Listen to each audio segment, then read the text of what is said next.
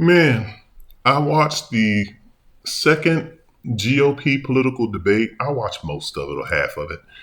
And I watched it so you didn't have to. Hey, this is your boy, the political brown kid. But I just want to look at this from a bigger perspective to say 2024 is going to turn out to be a very interesting year for me. I don't know about you guys, but it's going to be a very interesting and or confusing year for me. Looking at the candidates on that stage in the second GOP political debate, um, I can probably understand why Donald Trump is still the front runner and by such a wide margin. I mean, it is, I think he has a 60, he's ahead by like 50 something percent, damn near 60%. And once again, you have people who are professional politicians, seasoned politicians, and these people just can't hold a candle to Donald Trump. And I'm also wondering, the unfortunate thing too is, and I'm going to say this, for as much as, I'm a politically independent. So let me just state that. I'm politically independent. I mostly, just for full disclosure, I mostly vote Democrat. I do. My party affiliation is independent. And this next election for 2024, the presidential election, it's going to be a hard thing to do. I don't even know if I'm going to go in the booth and vote. When you look at the candidates on that stage, Tim Scott, he doesn't even look presidential, to be honest with you. That's number one. Number two, I think his ideology, I cannot get behind it. Ramaswamy is he's probably one of the more decent. He just didn't have I didn't think he had a good showing on Wednesday night. Didn't think he had a good showing at all. But I think that just because I don't judge people off of debates, to be honest with you, I don't judge people off of, did he have a great debate or did he not? I judge people off of what are they saying? Are you going to lead me into another war? I listen to the content. Like, where are you going? Are you looking to do another war? Are you looking to raise taxes? Are you looking to, give out handouts to the public? I look at all of that. But, the debates, I just watch them. I don't think he had a good showing in the debate, but I could probably see where he could possibly be, a viable candidate.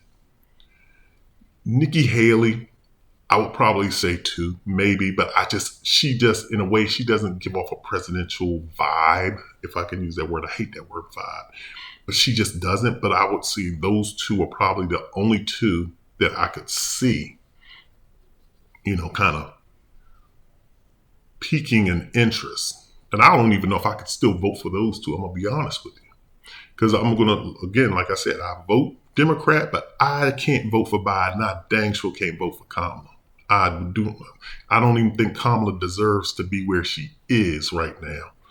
But I'm going to do a video on that just to talk to y'all about Kamala.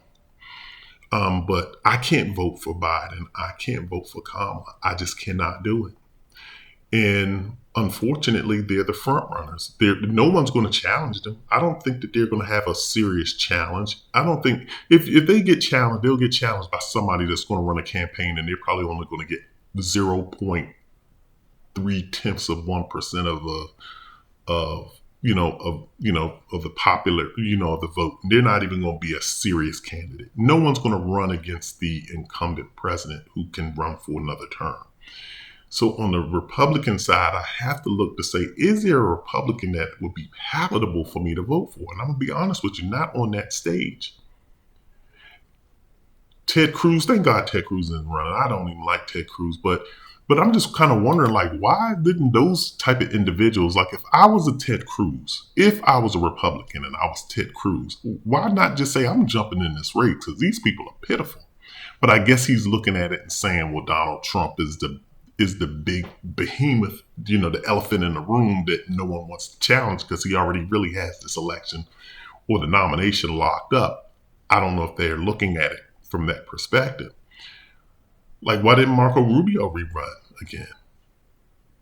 These are younger people, like literally of next year in 2024, are we going to have to vote for two 80-year-old men? Really? And one of them seems like he can't even talk.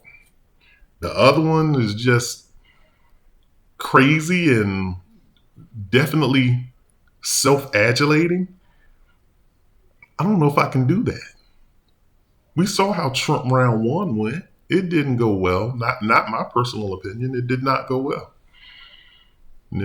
I made some good money underneath Trump. I'm not gonna lie. Financially, I made some good money, but he added on to the deficit. He did all kind of stuff, and then not only that, the Supreme Court nomination. No, I can't go through that. Cannot do it. And he's just very divisive. He's a very divisive person. So I'm not looking to go down that road again. So, but I was looking for to see, are there any like younger people? And yeah, I'm gonna be an ageist in this. Why can't we get a 50 or 60-year-old candidate that pops up and that would be viable? I actually would have liked that guy Larry Hogan. He's a moderate, I think Republican that I think a lot of people could have gotten behind, but he's not running. This would be like Mitt Romney, but I don't know. Mitt Romney seems like he's up there in age too. I guess he would be in his 70s, but it's better than jokers in their 80s. But it's just looking at these candidates, it's not really much to choose from. And the Republicans should not be happy with their options. Well, I think they are because I know a lot of people personally that I talk to on my job, and they are adamant that they are revoting back for Trump. And that's why you see Trump doesn't even have to take the stage and participate in these debates because he has such a wide lead. He doesn't even have to show up. And so that's why you see, I think, a lot of the courts and a lot of the pressure trying to keep him out of the race because I think the Democrats are definitely worried if Trump gets to rerun again because I think that they know that he will possibly beat Biden. And, Biden is kind of self-inflicting. He did some self-inflicting things. His policies, I'm not going to say they're horrible, but he just hasn't really helped out. From a financial perspective, with the economy, and definitely, I think his pick for vice president wasn't a good one. But I'm going to make another video and talk about that. But just in regards to this debate and just the GOP future, I don't think that they can be happy with the candidates that they have. And personally, I think Ramaswamy and Nikki Haley are probably like the better of the two candidates that you could probably put out there.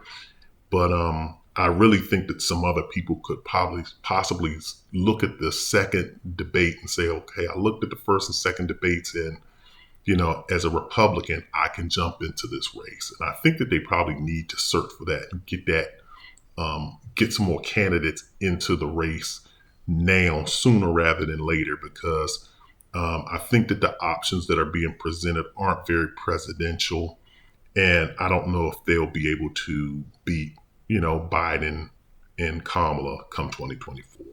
But that's just my personal opinion on the debates and just on the GOP candidates. Once again, this is a Political Brown Kid. Drop me a line, leave a comment, definitely hit the like and subscribe button.